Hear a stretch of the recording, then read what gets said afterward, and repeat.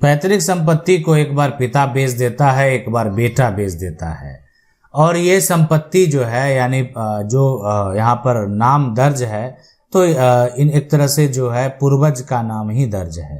कह सकते हैं, है ना, कि जो पोता है उसका दादा का नाम दर्ज है और जो बेटा है उसका पिता का नाम दर्ज है। अब आप नहीं समझे होंगे तो हम आपको फिर से बताते हैं। ये संपत्ति जो है ये खतियानी संपत्ति है, पैतृक संपत्ति है। इसका खतियान जो है, ठीक है, जो इनके पूर्वज हैं इनके नाम दर्ज है।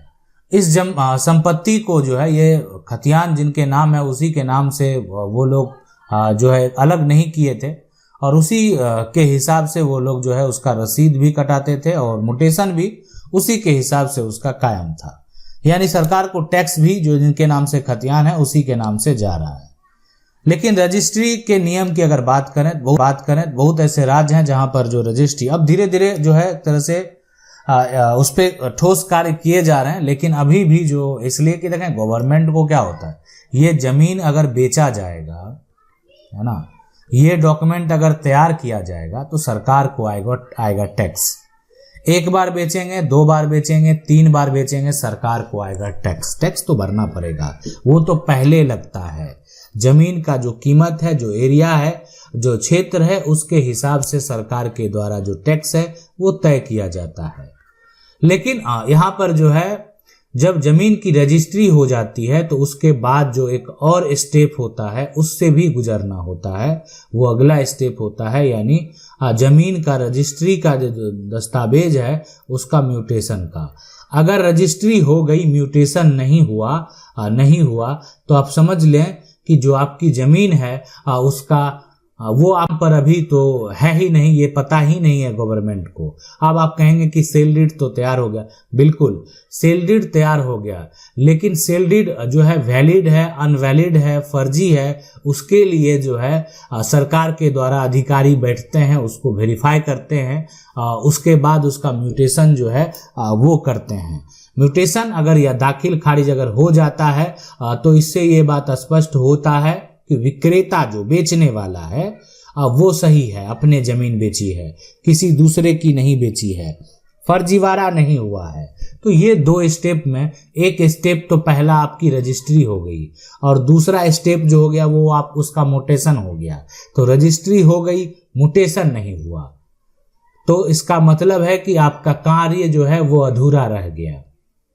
अब आपकी जो जमीन है ये खतियानी जमीन है, लेकिन खतियान के हिसाब से जमीन का रजिस्ट्री जो है एक बार क्या किया कि पोता ने इसको बेच दिया। फिर से आपको बताते हैं, ये जो जमीन है, इस जमीन की अगर हम बात करें, है ना, तो ये एक जो अगर ए के नाम दर्ज है या जिसका भी कोई नाम ही मान लेते हैं, यहाँ पर दे देते हैं, है ना, यहाँ पर श्याम सिंह के नाम से अगर ये खतियान है, तब इनका जो बेटा है, मान लेते हैं इसका बेटा का नाम विजय सिंह है, ठीक है, इसका बेटा का नाम जो है एक तरह से वो प्रमोद है। तो अब ये श्याम सिंह का कौन हो गया? पोता हो गया। पोता क्या किया? प्रमोद ने जमीन को बेच दिया। प्रमोद सिंह ने क्या किया? इस जमीन को बेच दिया, ठीक है, प्रमोद ने बेच दिया। अब प्रमोद ने बेच दिया तो प्रमोद का जो ये सेल डीड है ये तैयार हो गया, रजिस्ट्री का जो डॉक्यूमेंट है वो तैयार है। अब इसको क्या होगा, है ना, अब इसका क्या होगा कि अब इसको जो है ना फिर ये जमीन को यानी पिता लगा कि नहीं बेटा बेच दिया है तो पिता दूसरे के यहां बेच दिया, ठीक है, लेकिन जो जमीन है वो पूरी बेची गई। कानून में मामला जाएगा तो क्या होगा, क्या होने वाला है, इसका भविष्य क्या होगा इस जमीन का, सबसे बड़ा सवाल है। तो देखें ये जमीन जो श्याम सिंह की है, श्याम सिंह की जमीन में विजय सिंह भी एक हिस्सेदार हैं, प्रमोद जो उनके पोते हैं वो भी एक हिस्सेदार है। यानी दोनों का जो शेयर है कानूनी तौर पे वो बराबर होगा। यानी बेटा है और उनके अगर बच्चे हैं, अब इनका ये प्रमोद सिंह की अगर कोई बहन है तो कानूनी तौर पे उस बहन का भी हक होगा। तो ये सभी उस संपत्ति के, उस पैतृक संपत्ति के हिस्सेदार होंगे। यानी बेटा भी अब उत्तराधिकारी है, अब क्या पहले भी था, लेकिन जो है बेटी यानी 1956 का समय का जो कानून बना उसमें बेटी उत्तराधिकारी नहीं थी, लेकिन अब बेटी उत्तराधिकारी है। अब जो है एक तरह से वो जैसा बेटा को सब कुछ में सारा जो जितना हक एक बेटे को मिला हुआ है पिता की संपत्ति में, पिता के परिवार में, उतना हक जो है एक बेटी को भी मिला हुआ है। मतलब नया कानून जो संशोधन यानी 2005 के बाद, तो ये जो संशोधन अधिनियम के बाद ये आखिर ये नियम लाया गया, कानून लाया गया। लेकिन यहाँ पर क्या किया, बेटा जाकर जमीन बाप पिता से पहले ही जाकर जमीन बेच दिया। और ऐसे बहुत सारे मामले हैं, पिता परेशान है, उनको लगता है कि क्या होगा, लेकिन देखें पिता अगर परेशान रहे नहीं रहे, जमीन बेचने का अधिकार अगर ये जो है श्याम सिंह के नाम अगर जमीन है तो बेचने का जो अधिकार है अगर विजय सिंह को है तो बेचने का अधिकार प्रमोद सिंह को भी है। ठीक है, यानी हाँ, इसलिए कि ये जो है एक तरह से अपना दाम यदि है। अब दोनों का जो मोटेशन होगा, दोनों में तो समस्या उत्पन्न होगा।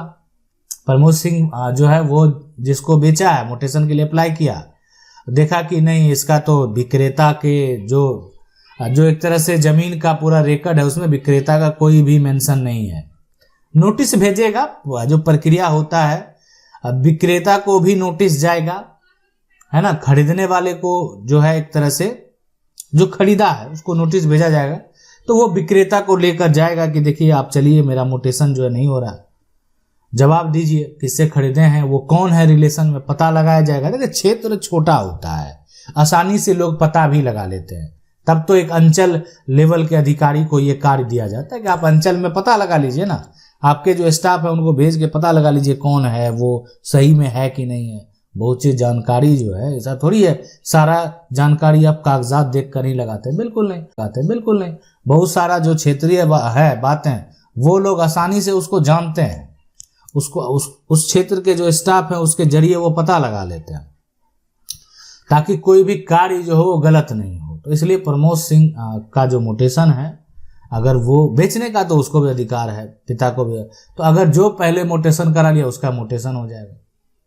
लेकिन कानून में जब मामला जाएगा, कोर्ट में जब मामला जाएगा तो क्या होगा, तो देखें जब मामला जिस दिन कोर्ट में गया इस संपत्ति को लेकर कि एक जमीन को 2 बार बेचा गया, वो बेचने वाला पिता हो या बेचने वाला कोई भाई हो, या हो सकता है कि ये जो इनके हैं इनके 2 भाई में दोनों भाई, पहला भाई बड़ा भाई पहले बेचा, छोटा भाई बाद में बेचा, या छोटा भाई पहले बेचा बड़ा भाई बाद में बेचा, कुछ भी मामला हो सकता है।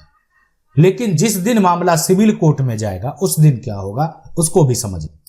देखें जब मामला जो है इस जमीन का विवाद जो है वो सिविल कोर्ट में जाएगा, है ना, और सिविल कोर्ट को लगेगा कि इसको जो है एक तरह से पहले बेचा गया बिना बंटवारा किए हुए, और इसको फिर एक तरह से दोबारा जो है एक तरह से बेचा गया बिना बंटवारा किए हुए भी पूरी जमीन को बेचा गया है। तो देखें स्पेसिफिक रिलीफ एक्ट के तहत बहुत सारे नियम हैं, कानून है, बहुत सारे प्रावधान हैं। जो सेल डीड है उसकी रजिस्ट्री जो है वो पार्ट बाय पार्ट कैंसिल का भी प्रावधान है, यानी पार्ट बाय पार्ट जो है वो भी कैंसिल होता है। अब यहाँ पर रहेगा कि ठीक है अगर ऐसा है तो या तो ये पूरी रजिस्ट्री कैंसिल हो जाएगी, ठीक है, जब विवाद उत्पन्न होगा, समस्या उत्पन्न होगा, लड़ाई होगी, जो पहले बेचा जो बाद में बेचा, पहला और बाद से कोई लेना देना नहीं है। ऐसा नहीं कि पहले हम बेच दिए तो हम जो दोबारा जो बेचा वो गलत हो गया, है ना।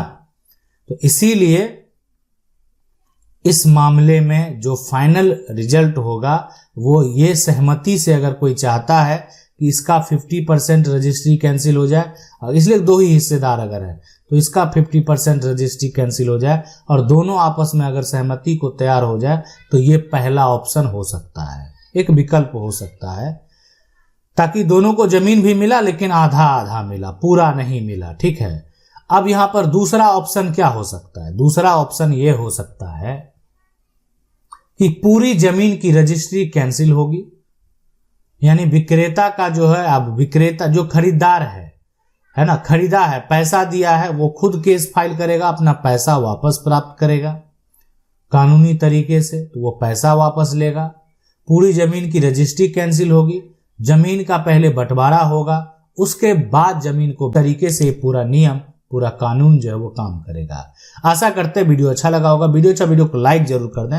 चैनल को पहली बार देख रहे हैं, सब्सक्राइब करके जो बेल आइकन है उसको जरूर दबा लें। मिलते हैं अगले वीडियो में, तब तक के लिए जय हिंद।